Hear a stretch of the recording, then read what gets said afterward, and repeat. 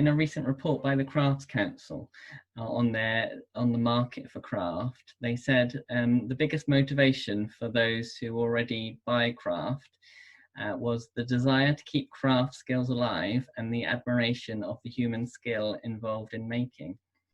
I was wondering if anyone finds that people are appreciating not just the craft object, but the skill that went into making it a bit more nowadays than maybe in the past. I think that's right. I think anybody that's bought a basket from me has actually stated that one of the reasons was they were very keen that, you know, that they wanted to keep the skills alive. That has definitely been a factor in the deciding. You know, they fall for them, but then they also fall for what's going on behind that as well. And it's, you know, I think anybody would be sad to think that these things are going to die out. So to help, it's a bigger picture, it's a bigger story, I guess, from my view. Definitely. And I would agree with that as well. And I think it's interesting the way that traditional craftspeople who take, for example, what I do, you know, I don't need any connection to anything, any electricity whatsoever. It's a really old age craft. But some of the people, you know, people who are good at selling in the green woodwork world and making a good job of, you know, earning most of their income from selling online, what they're doing is they're using social media platforms to create a story about, you know, over a period of time, and especially people who are not really new to the scene, but who have been doing it for sort of 6 or 7 years and are adept at what they're doing, but still in a way very much at the beginning of their journey in some senses. And what they do, which is really interesting, is share that story of how they're learning and the obstacles and the stumbling blocks. And people see that development happening and understand then how challenging it is, and share their sort of victories and successes as they go along that journey, and really sort of feel like they've been traveling that path with the maker. And so that understanding of what skill is required is very, very deep then in that sense. And I think, yeah, people are really using that as a tool, a marketing tool, quite consciously, you know, with great results. And so, yeah, I think that definitely is true.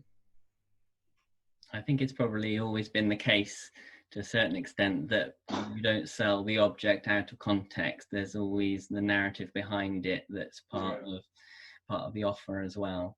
So in that case, maybe it's not a new thing, but maybe people are just more interested now in the story that goes behind it and more appreciative of the value. And I guess if they know the effort and the journey that the craftsperson's got to get to that stage where they can produce this, then they've got a better appreciation of the monetary value of the object as well, compared with something that's maybe made in a low wage economy, mass produced abroad and shipped in. Yeah, I think understanding in that respect has become slightly more sophisticated. I was going to say, sometimes you get family connections. So with us, we get people come in whose, I don't know, grandfather was a typographer or you know, set type by hand. And so I really like that thing when there are kind of connections, family connections, and people are wanting to kind of have some understanding of what their you know, grandparents or great grandparents did, and how their, you know, how their craft, how their skills happened. So I think that's an interesting one. I sold 2 baskets in particular in the autumn last year, and a Devon basket in Devon, and an elderly lady there, she zoned in on it, hadn't seen one for years, and she remembered using them in the fields with the harvesting potatoes, and she fell head over heels with it. And she wanted one, obviously, and I thought, oh my God, the price of this is going to knock her over, because she'll have used to using these tattered old things in the fields, these old things. And she bought one, and she bought 2. And she bought one for her daughter, because she wanted to her daughter to have one, and she wanted to pass that story on of the times that she had had at harvest time as a girl with her family, and all of that emotional connection seemed to come rolling back, and she wanted to pass it on to her daughter. And for me, that was just an amazing thing. And I think that had a lot to do with the locality of selling a Devon basket in Devon.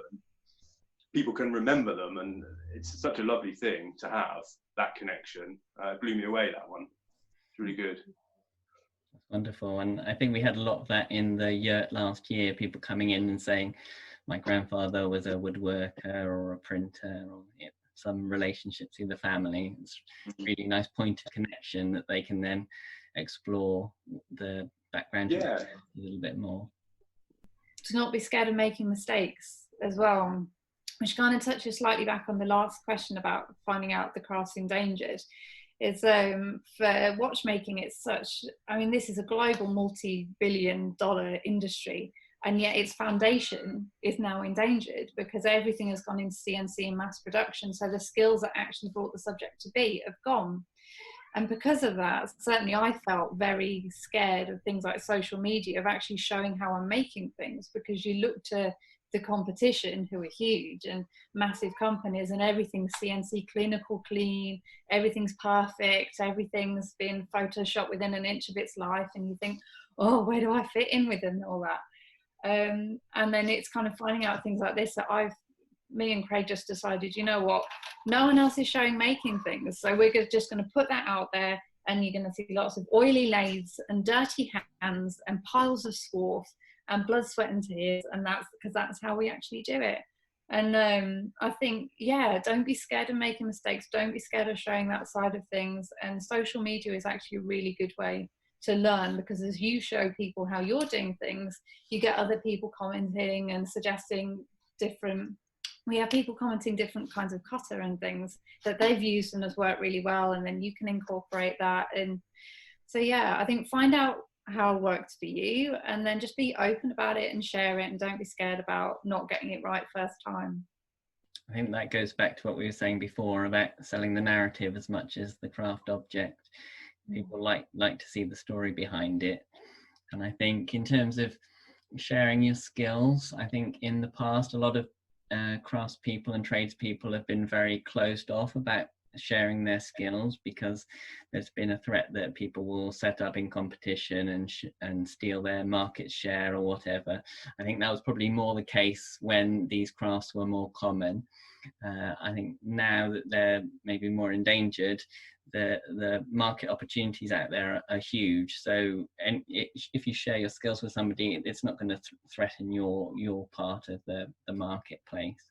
And we tend to find that the craftspeople that are more open and inviting, that have a kind of open door policy in their workshop, allow people to come in and see what they're doing, and they're using social media to share their techniques and engage in a dialogue with people who are either learning or maybe retired craftspeople. They tend to be the ones that are more successful, because more people are engaging with them, their stories getting out there further, and that's got a knock-on effect on boosting their sales.